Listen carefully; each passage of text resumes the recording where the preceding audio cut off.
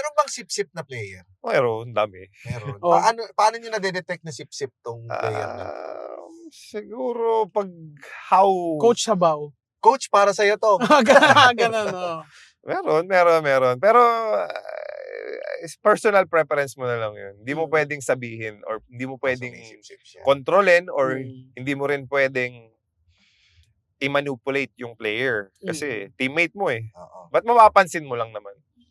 Meron ba na napansin nyo na parang di mo magaling to? Sip-sip lang. May ganun din ba sa inyo? Meron din. For sure. Meron din. Meron din. O yung parang umangat lang to dahil favorite ni coach. Ganyan. O lagi bang may mga palakasan din sa sa PBA.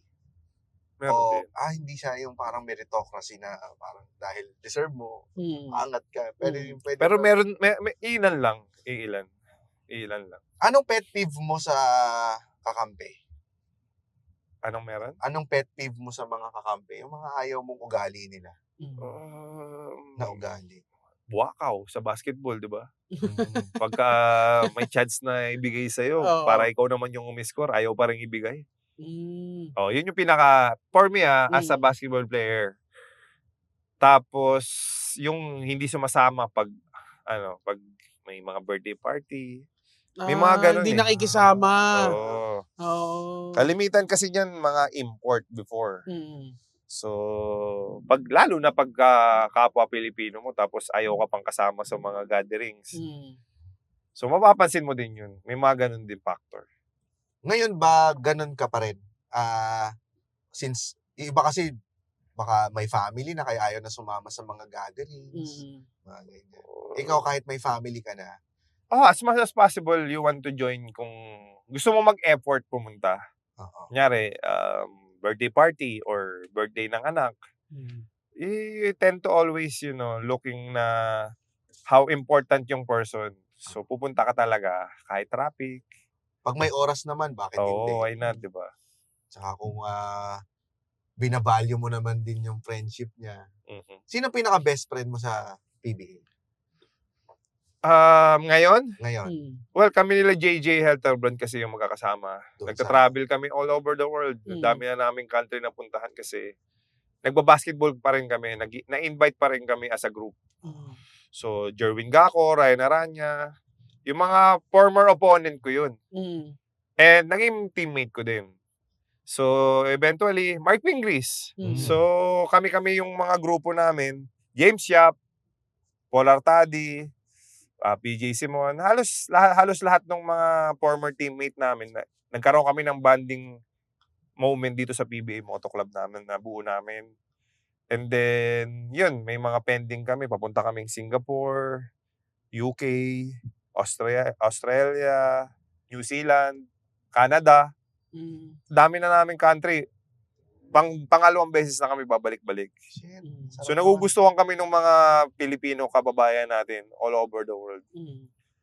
Kasi wala, ang mapapanood na nila kami mag-basketball, makikita pa nila magsayaw yung James Yap saka JJ Helterbrand. Sayaw? Sumasayaw talaga. Talaga? Tapos kumakanta-kanta na rin kami, para na rin kaming concert.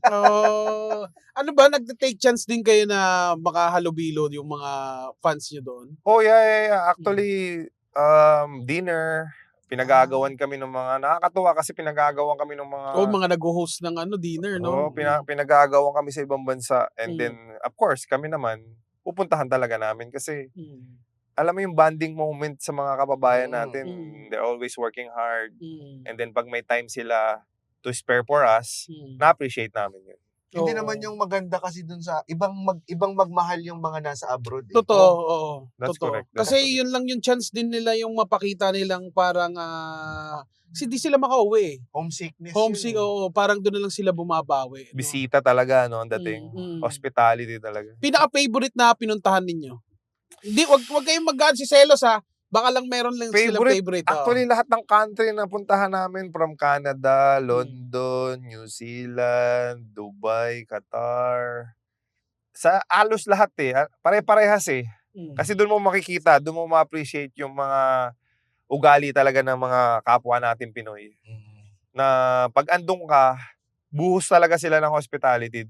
Iba talaga yung lahing Pinoy natin pagdating sa ibang bansa. Minsan sumasama pa sila sa ito to, representa pa ito. Oo, Yeah. tour ko kayo. Oo, Yes. sila pa. Kotse nila gagamitin, magde-day off sila.